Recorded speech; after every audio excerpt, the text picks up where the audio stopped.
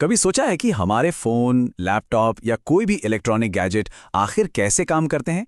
इनके अंदर ना एक बहुत ही छोटा सा लेकिन जबरदस्त हीरो छिपा होता है। आज हम उसी की कहानी समझने वाले हैं, धारिता यानी कैपेसिटेंस की। तो चलिए शुरू करते हैं।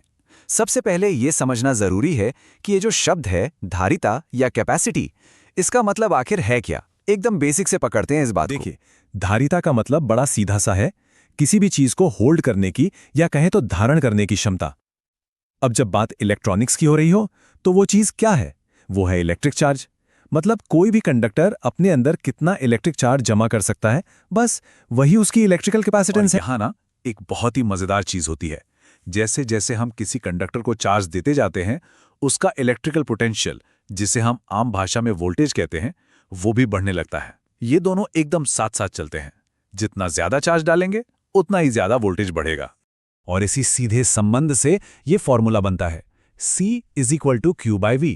अब इसमें जो C है यानी कैपेसिटेंस, वो एक कांस्टेंट है, एक फिक्स्ड नंबर। इसका मतलब ये हुआ कि हर कंडक्टर की अपनी एक तयशुदा क्षमता होती है। ये बताता है कि भाई एक पर्टिकुलर वोल्टेज पर ये कितना चार्ज होल्ड कर सकता है। तो बात एकदम साफ है, अगर ज्यादा चार्ज स्टोर करना है तो हमें ज्यादा कैपेसिटेंस चाहिए। लेकिन सवाल यह है कि किसी कंडक्टर की कैपेसिटेंस को हम बढ़ाएं तो बढ़ाएं कैसे? देखिए, किसी भी कंडक्टर की कैपेसिटेंस कुछ फिजिकल चीजों पर डिपेंड करती है। जैसे उसका साइज और एरिया कितना है।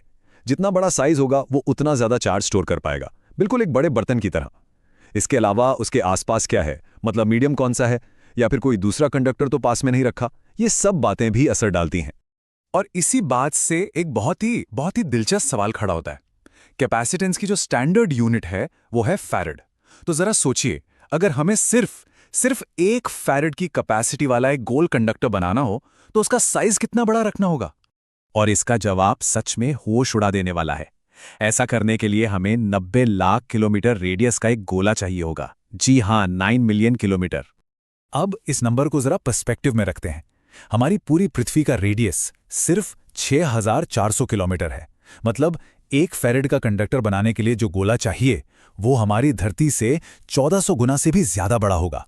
साफ है, ये तरीका तो बिल्कुल भी काम नहीं करने वाला।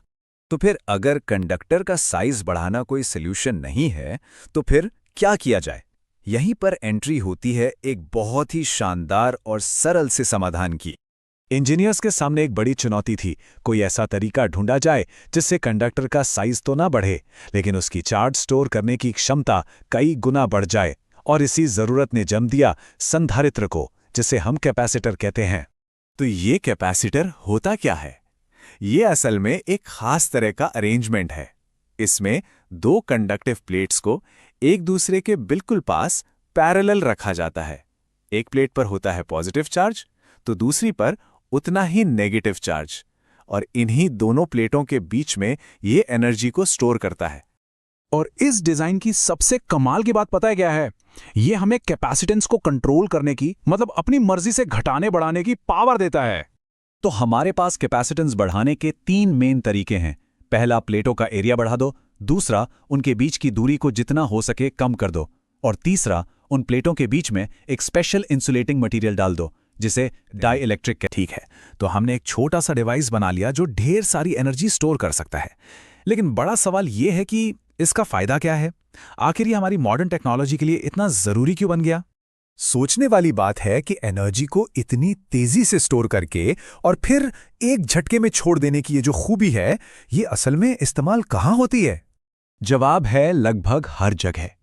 कैमरे का फ्लैश जो एकदम से चमकता है, कंप्यूटर के अंदर पावर सप्लाई को स्टेबल रखना हो, या फिर रेडियो को किसी खास स्टेशन पर ट्यून करना हो, ये सब कैपेसिटर का ही कमाल है। सच तो ये है कि कैपेसिटर के बिना हमारे आज के मॉडर्न इलेक्ट्रॉनिक गैजेट्स बस काम ही नहीं कर सकते।